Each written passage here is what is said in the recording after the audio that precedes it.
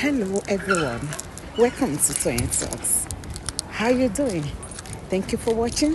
Till I'll see you in my next video. Stay safe, stay blessed. I love you. Bye. Kò yé mi o. Z. Ẹ káàárọ̀. Ẹ káàárọ̀. Yeah, ẹ jọ̀ọ́ mistake ni mi ti bá ti ń drive mi power tap ni. Alright. Ẹ má bínú ẹ jọ̀ọ́. Who is that power that be tí Wunmi fi kọjá kí ọlọ́pàá mú Wunmi? Kí ló ṣẹlẹ̀ gangan ní Nàìjíríà? Kí ló ṣẹlẹ̀ gangan? Kí ló ṣẹlẹ̀ gangan? Ta ló fún Wunmi lágbára yìí?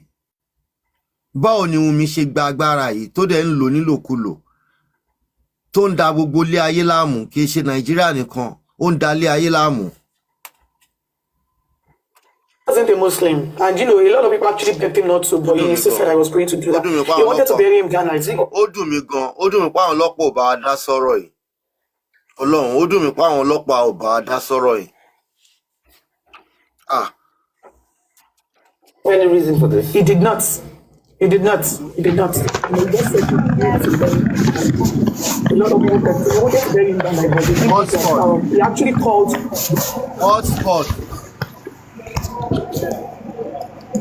Hotspot. The ballet of where he wanted to bury my husband, but the ballet said there is no way that I cannot bring my husband tonight, so he had to wait till the next morning, and And even it was such a rush that even the coffin was so small for him. The coffin that he was the one that got the coffin, and the coffin. He was the one that got the coffee. He was the one that got the coffee. Ọmọ yìí ń pa burúkú irọ́. Ó dẹ̀ mọ̀ wípé Dàróṣà ló lọ ra pósí. Ṣé bàbá máa lọ ra pósí ọmọ ẹ̀ ni? Àfi tí bàbá tiẹ̀ bá fẹ́ ra pósí títí ẹ ló yá kù. Bàbá títí ẹ lè lọ ra pósí títí ẹ. Ṣé bàbá fẹ́ lọ ra pósí ọmọ ẹ̀ ni? Kí mo lọ ti ń ṣerú ẹ̀ lẹ̀ Yorùbá?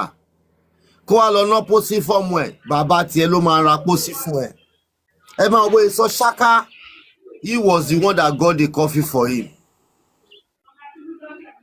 Was my husband was 6'1", but the coffee was very, very small that he had to break his head. Oh my God! This is harrowing to listen to.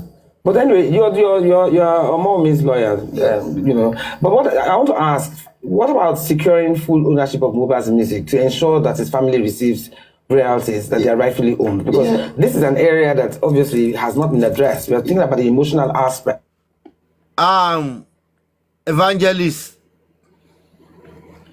Evangelist.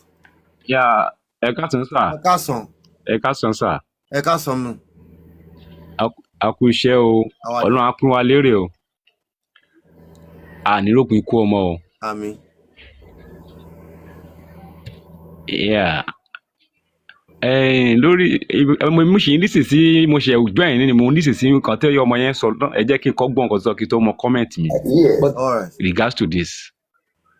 In terms of his earnings that should be accrued from his music, how is that being secured for the future? For now, I can tell you nothing is being done in the sense that it will be like putting the cart before the horse. And I don't want a situation whereby we don't want a situation whereby it will look as if the wife is more interested in the property of the late husband than money the husband. You understand? This is the aspect. But it's only if there's anybody interested in the property, it's only the father-in-law. That's why the father-in-law is fighting now. It's only the father-in-law that is interested in the property. Against Yoruba culture, custom and tradition, against Ekiti. Kabiru orí ẹ ti bàjẹ́, ṣe against Yoruba culture. Níbo ni bàbá ti ń wá property ọmọ ẹ̀? Kabiru. Ìwọ Kabiru. Owó ló sọ̀rọ̀ bra láti. Owó ni. Ẹ má tẹ̀ fi yẹn lẹ̀. Oníkòtò onídùn ẹ tẹ̀ fi yẹn lẹ̀. Ṣé lọ́ọ̀yà nìyẹn? Owó ló ń sọ̀rọ̀.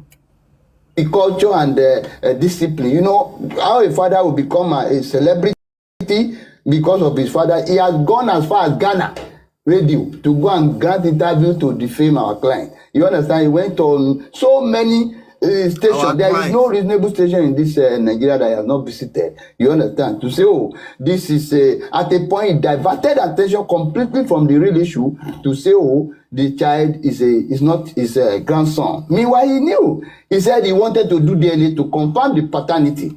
Yes, we said you don't have the local standing or the right to challenge the paternity of this son. Hello. Because the man, when Ekason. Sherry, àwọn èèyàn ń ṣe mistake kan. Bàbá mi ká put white and black kan. Bàbá lè fight fún property ọmọ ẹ̀. Bàbá ló ní ọmọ ẹ̀ because kí Mohbad tó kú Islamically Mohbad take responsibility lórí bàbá ẹ̀. So tí orú ọmọ yẹn bá kú bàbá lè gba property ẹ̀. Wunmi ó sì yàn Wunmi sì lè lọ padà lọ fẹ́ ọkọ mi. Bàbá ò lè rí ọmọ mi. So ẹ wo bàbá tó ní Access Bank yẹn ìgbà tí bàbá yẹn kú bàbá 90 years old ó gbé ọmọ ẹ̀ lọ sí kóòtù torí property. So táwọn èèyàn bá sọ pé bàbá ń jà sí property bàbá nẹ́tọ̀ láti jà sí property ọmọ ẹ̀ ẹ jẹ́ káwọn èèyàn mọ̀ yẹn dájú bàbá nẹ́tọ̀ láti jà sí property ọmọ ẹ̀ ní sì lè fẹ́ ọkọ mi ó sì bímọ mi bàbá ni ò lè rí Mohbad mọ́.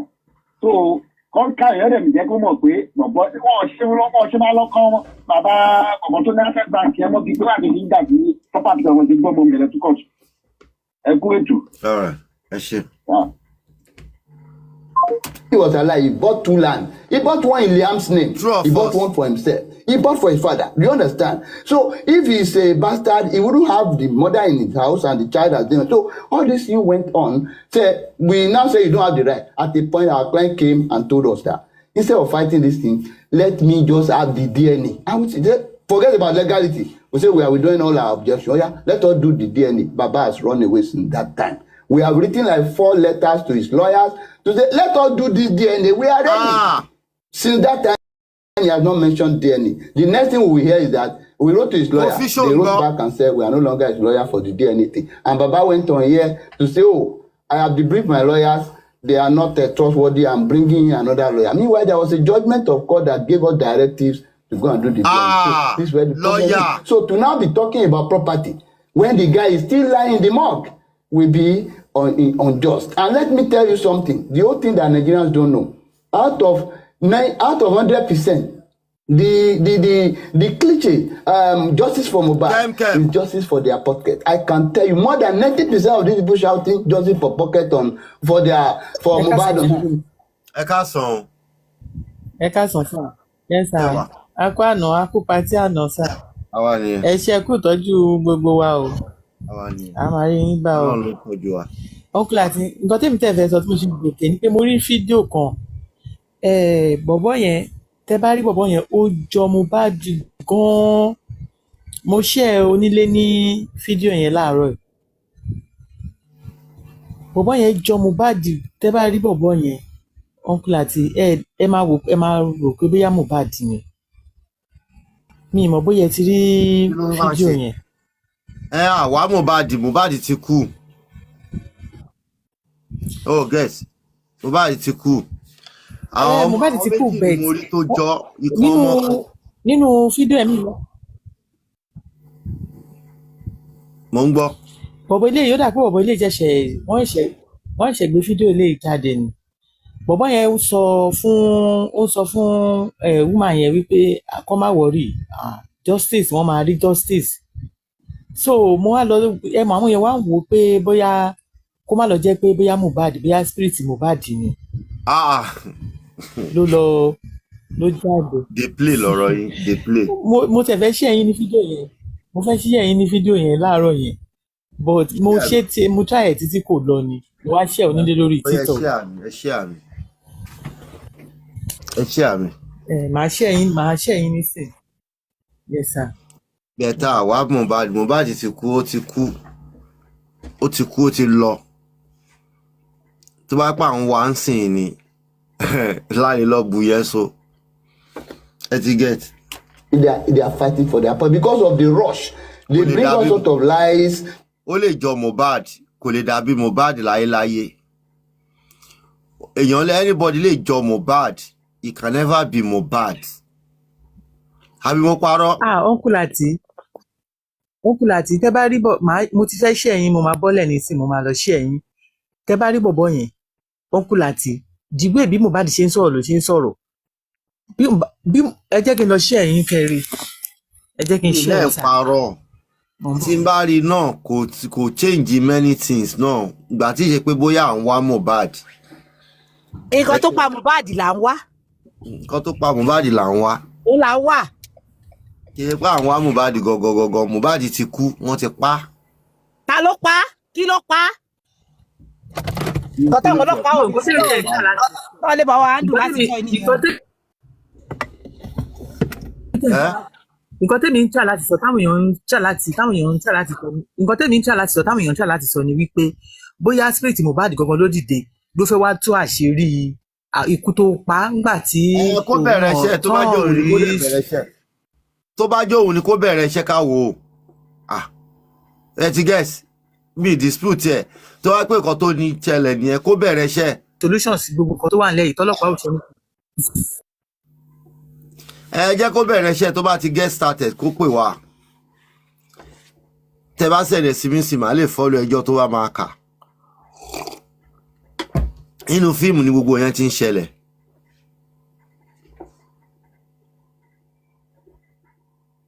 I'm rolling on the floor.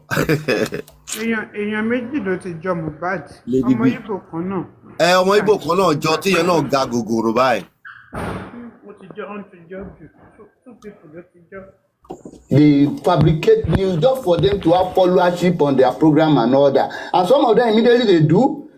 Before you know it, they will delete it all and you will not see it again. But they will have gotten what they want. So this is justice. I want to even ask in the first place, what was your relationship with your father-in-law like, and what triggered this?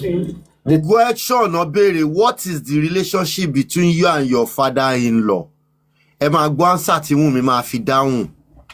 What is your relationship with your father-in-law? This reaction. We had a very good relationship. Like our relationship was, it was like a father figure in my life. We had a very, very cordial relationship.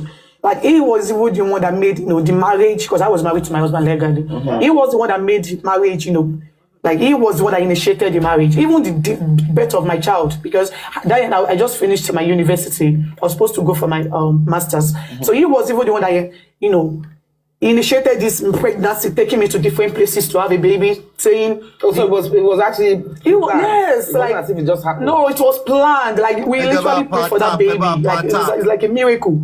We literally prayed. We fasted with this same man. We fasted for 7 days with my husband. We did so many things just for this baby, because he just came to us and told us that the Holy Spirit tells him that we should have a baby, and, the baby would be so glorious and famous all over the world.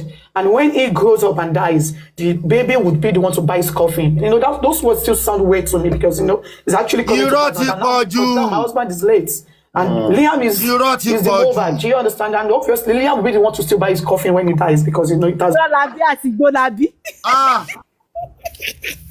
Really new. Ẹ̀gbọ́n mi mo wà. Irọ́ jẹ́ ìṣe ti pọ̀ jù. My sweet mommy, before you talk, sorry, ẹ káàárọ̀, ẹ káàsán, ẹ káalẹ́. Ẹ ṣé àná o, mo dúpẹ́ gan. Ẹ ṣé mo dúpẹ́ o. Your baby, you are the one that tell them that they should be pampering me, and they are pampering me. Thank you, Mama. I appreciate you so much. God bless you, sis. Ẹ̀mí aṣọ ọpọlọ kí lẹ́yìn tún pòṣè fún ẹ ṣáà máa ń jealous. Don't understand yo. ó ní mọ́mì bírí ni nìkan ló mọ nǹkan tó máa ń ṣe òun ipò òun ní ìdí pampering. Ó ní bírí nínú àmà ni I know what he need. He need to be pampering. He need to be pampering. I know what she needs. She needs to be pampered. Yes. She needs to be pampered. She knows what I want. Yes. God bless you, Jare, my sister. Thank you, Mama. Thank you, Mama. You're welcome. All right. Ẹ máa bẹ́ẹ̀ tó lọ àwọn àbí o. Ọmọ yẹn báyìí ó ti ń jẹ́ kórìí fún ọ nígbà. láàárọ̀ kùtùkùtù. Àní tí bá ń dágbọ́ kínní mo máa ń dẹ́rìn ní bó ṣe ń fàyà ẹ̀rọ ó ń tẹná mọ́lẹ̀ ni tó bá béèrè irú awéru. And it will happen.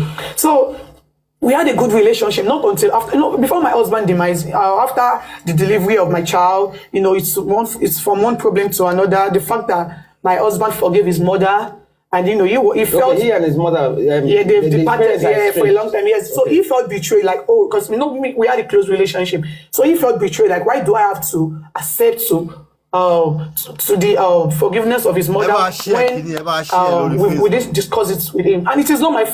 Ẹ̀yin lẹ́ni kí n wá lórí Facebook ó yá ẹ bá ń share ó yá share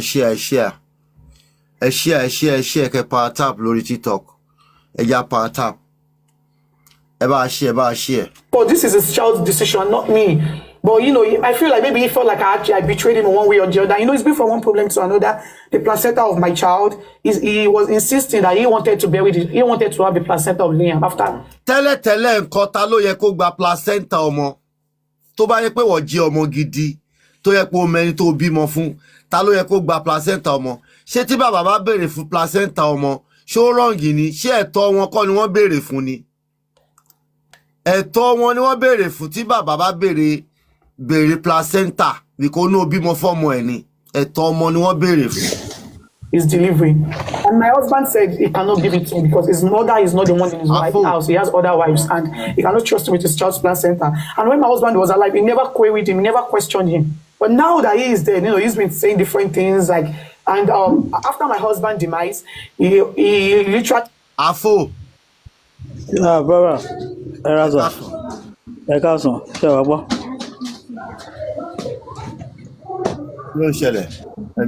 Wow. Mo follow program here. Yeah, mute.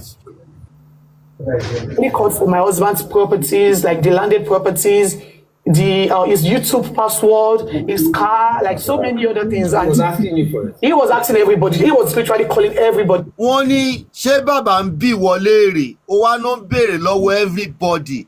Ta ni everybody tí bàbá béèrè lọ́wọ́ ẹ̀? Ta ni everybody? Yí pé bàbá ń béèrè YouTube password, wọ́n ń béèrè mọ́tò, wọ́n ń béèrè kíkú ìmọ̀ ilé.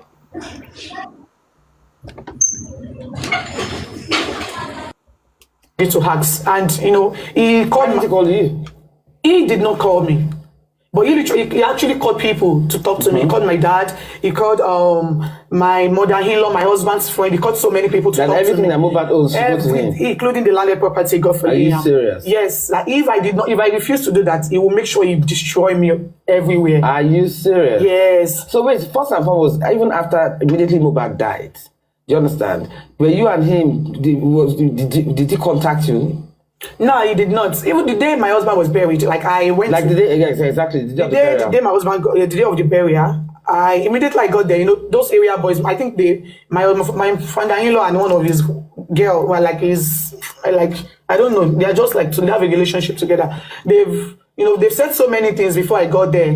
Your father-in-law and who? And one woman. That woman is like they have a relationship together. So they've said so many bad things about me before I got there. Even the day when they wanted to bury my husband, I got to know online. This was how many days after? That was like a few hours after his demise. Yes, I got to know on me that they wanted to bury. When I got there, like a lot of people wanted to, kidnap my baby from me. They wanted to lynch me because of different things that they've said at the scene. Just a few hours after his death. Demise, yes. So when I got there, I stylishly moved away from those people to him because he was there. It was at the scene. I moved to him. I greeted him. He did not answer. Like I was even trying to put his grandson to him, like carry him, but he just moved away. So that was when I knew that this is about to be a movie. Do you understand? That was when I knew that no, this man had something in mind. But after that, I still tried to put a call through to him. When he started talking about the DNA, and I called him, I asked him like, Daddy, what do you want? Like, why are you doing this to your grandchild? And why are you also doing this to me? Then he said, why do I have to take Liam to Mama's place? So was that his beef? No, I think you took him to his I think. Ṣó ń gbọ́ ọmọ ìbò yẹn parọ́ Perry? Ṣó ń gbọ́ irọ́ ńlá, irọ́ kàbìtì, irọ́ gbangba. Mi ò gbọ́ rí. Kí ọ̀rẹ́ máa ro to irọ́ mọ́lẹ̀ báyìí. Kí ọ̀rẹ́ máa to irọ́ káwọn ẹ̀dẹ́ máa ní are you serious? Are you serious? Are you serious? Are you serious? The real beef is the fact that Liam is in the picture. Like, you know, he doesn't like the fact that there is Liam in this picture. You know, if there was no Liam, it's like he would be the one to be in charge of whatever my husband left behind, like his royalties and everything. But the fact that he has a child, you know, Liam is like the what is it called? Is Liam an obstacle to him? Yes, that is how it is. Liam is like an obstacle. So he doesn't like his existence. Like his existence, like is really like is like. It's like a threat to him. No, let me put it that way. So is that why this whole DNA yes, and now he doesn't even want to do the DNA. That is why I'm here, because break the silence, break everything foundation. This for you. Lati, ó sọ pé only the real beef ni Liam tó wà ní picture. Of course, real beef ni. That's the real beef because ọmọ àlè ló gbé wá. So it's what's beefing you over. Ọmọ àlè ni now. So that's the real thing. Bàbá ní láti mọ ọmọ bí ọmọ ló bí. Ó dẹ̀ bàbá everybody ló tiẹ̀ mọ̀ pé bàbá kọ́ ló lọ ọmọ. So that's the real beef. Ó get tiẹ̀ pé olè ní olè ló wá jà. Olè ló wá jà ní family Mohbad. Ibẹ̀ kan béèrè ni mo ní ó tó ń torí kí bàbá. Ó tó ń torí náà. Ó tó ń torí náà. Bàbá lè máa gbọ́ ọmọ àlè kiri lọ́gbọ́n ọmọ fẹ́ tó lọ́mọ náà. Ọmọ tó yẹ pé tẹ́ bá gbé fún bàbá náà ṣì máa gbà lọ́wọ́ ẹ̀ tó bá yá náà ni. Because ọmọ àmọ́ bàbá ẹ̀ tó bá yá. You know, it's really sad is because a lot of people have, you know, you should go online and see what they've done to that innocent baby. They've called him so many despicable names. They've posted his picture online. They've written RIP. They've said so many things, you know. And now that he has done all these kind of things to this baby, the only thing I can do as a mother to get him out of this mess is to get the DNA done. The good thing is that we actually have Liam in the house. I think we should bring him in because the resemblance between him and Mohbad, for instance, is. Báwo ló jọ Mohbad? Èèyàn kan àwọn kan náà wọ́n rí ẹni tó jọ Mohbad wọ́n dá mọ̀. Báwo ló jọ Mohbad? Báwo ló jọ Mohbad? Ṣé bí Mohbad ní eyín tó yẹn kó eyín sẹ́nu? Tó lóṣó bá interview ẹ kò kí ń ṣaláyé wá. Tó lóṣó bá interview ẹ máa mọ̀ náà. Olóṣó ló interview olóṣó, so ẹ ti mọ̀. Kò tẹ́ ń ṣe olóṣó nìkan. The thing is, ẹni tó interview yẹn ò lọ́pọlọ. Ṣé rí scientifically kò wà proven pé kíyàn tó bá rí ọmọ tó bá gbọ́mọ àlè wá ó lè jọ ẹni tí wọ́n gbé wá fún. It doesn't mean pé òun ló ní. Scientifically àìmọye ọmọ àlè ó jọ kíni ìyẹn ọmọ yẹn ò tiẹ̀ tún wá fìbí kan jọ àwọn family Mohbad rárá. Kò jọ bàbá kò jọ ìyá. Kò jọ anybody. So kó má gbé wèrè wá tó máa parọ́ oríṣiríṣi. Wọ́n try kọ́mọ ẹ jọ Mohbad wọ́n dirun fún wọ́n wọ ṣòkòtò ságì gbogbo ò work. Kò work. Nígbà tó ọmọ máa yọ eyín báyìí eyín ló gbé jáde. Ṣé Mohbad ní. Ẹjọ́ mo kí gbogbo lé bọ̀dá láti ẹjọ́ ẹdúró náà dáhùn pé mo gbọ́ bì kan nílé ẹ̀kan gbà tí mo wọlé dé. Ó sọ pé wọ́n ríran pé bóyá làwọn àti Mohbad gbàdúrà àbí ṣòwò àti bàbá Mohbad ló gbàdúrà. Wípé wọ́n sọ pé Liam máa lóògo àbí tàbí mi gbọ́ dáadáa. Ǹjẹ́ ó ní bàbá ló ń bá bẹ̀ bàbá ló ń bá wì. Okay, mo rò pé wọ́n sọ pé Liam máa ní ògo kó máa lóògo. Ó ní bàbá máa ń mú òun káàkiri bóun ṣe máa bímọ ní bàbá. Ó tọ́ ló sọ bẹ́ẹ̀ pé wọ́n sọ pé Liam máa lóògo. Pé Liam tètè máa ra kó sí bàbá. Pé Liam máa lóògo. So kó máa lóògo káàkiri àgbáyé. So olóyè kó tètè pa Mohbad so kó lè kí olóyè kó tètè kílẹ̀ Mohbad kúrò lójú ọ̀nà kó kí Liam lè kógo ti Liam lè tàn. So ẹ ti parọ́ ẹ̀yin tẹ́ fẹ́ lógo Mohbad ti ẹ̀ pọ̀ ẹ lè rí lò tẹ́ bá pé igba ẹ lè rí lò. This is just so strong. Is there anybody that can bring Liam in for us to see? He doesn't want to get the DNA done again. No, but he initially asked for the DNA. Yes, because he thought I was not going to do it. But do you also think that you should? He thought that I was not going to do it. Tó ti wá ṣe ni. Ẹnu náà kí ló tiẹ̀ dá DNA ọ̀hún náà dúró náà. Ta ló mọ nǹkan tó dá DNA dúró náà? Bọ́lá Láti, ṣe rí ọ̀rọ̀ DNA yìí. ẹ jẹ́ ká má tanra wa bàbá ní láti wà very careful. Ṣẹ̀rí number one kò sí fluid lára Mohbad mọ́ tó fẹ́ fi ṣe gbogbo kínní so ibi tán máa gbé lọ just like wọ́n ti sọ tẹ́lẹ̀ wọ́n máa gbé kúrò ní Nàìjíríà ni so àwọn people yìí wọ́n ní oríṣiríṣi connection káàkiri so bàbá gan ò lè kú gìrì lọ ṣe kínní yìí ó ní láti wà well planned. I understand because wọ́n ti infiltrate justice for Mohbad here and there. Understand bàbá kan lè kú gìrì lọ ṣe kínní àwọn bàbá gan bàbá tó ń dúró tí ó tọmọ yìí ń blackmail nsìn pé kò fẹ́ lọ ṣe DNA kò fẹ́ lọ ṣe DNA àwọn náà mọ̀ pé àwọn ti set àwọn kan síbì kan tó ti ń ṣan tó mọ̀rin ẹsẹ̀ bàbá lára àwọn tí bàbá gbára lé tí bàbá gan ò mọ̀. ń bo ni Wunmi ti rí gbogbo agbára yẹn ń bo ni Wunmi ti rí. Ẹ má sọ bẹ́ẹ̀ o ẹ má sọ bẹ́ẹ̀ Bọ́lá Láti àwọn tó ń ṣiṣẹ́ ẹ̀ka they are well connected. Ó kàn jẹ́ pé ìyẹn ò ní àlè dúró àlè sọ pé rárá pé no kíyàn kàn jókòó kó fold answer but èmi personally I'm not a fan of pé kàn máa push bàbá pé kàn lọ ṣe DNA lọ ṣe because kíní yìí ó risky tán bá lọ fẹ́ lọ ṣe ní China àwọn olórí burúkú yìí wọ́n ti lè níyàn ní China you understand so this thing has to be done secretly pàápàá but Sherry nobody should even I'm not like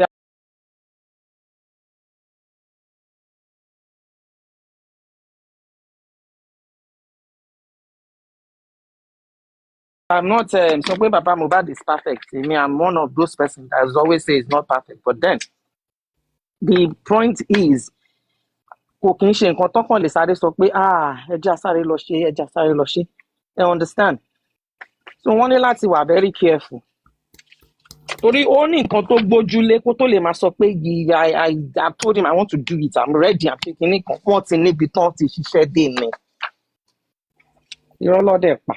I have to. No, I have no any other option. Have you done it or are you planning to do it? We haven't. Like, my lawyer should be the one to. There's a little surprise that we have in the house. Lọ́la said, hold on. Mommy be renew. Mommy be renew. Ẹ káàárọ̀ ma. Ma. Question kan lọ́wọ́ yín ma. Ẹ jọ̀ọ́ ma bó ṣe wà yẹn tó bá sọ pé yá kó lọ ṣe DNA test yẹn. Ṣé ẹ rò pé Wunmi máa wà available àti ṣe DNA test yẹn ṣá?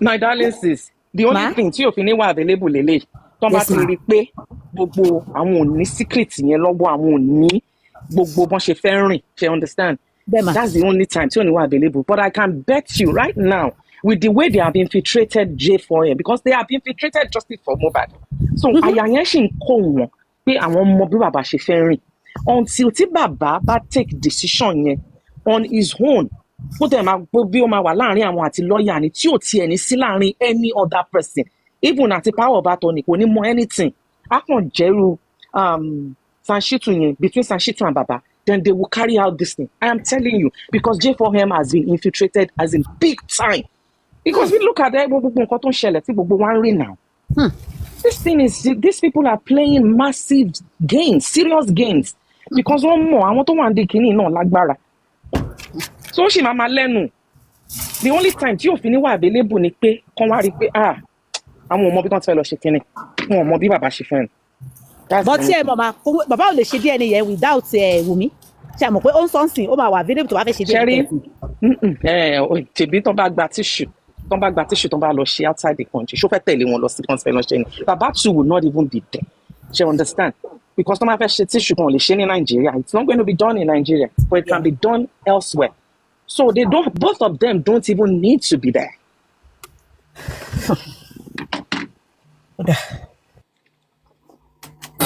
Liam, can they Liam, say hi. Look at him, say hello. Now this is a person. I mean, look at his eyes. He looks like his dad. What's up? Wow, look like his dad. Then what she saw? Kó gbẹ́nu òṣìṣẹ́ òní look like his dad. Wọ́n tàn ni. Ó gbẹ́nu òṣì orí burúkú sọ̀hún. Wọ́n tàn ni àwọn yẹn náà fi ń tàn look like his dad. Look like his dad. Ìyẹn náà fi ń tàn bàbá.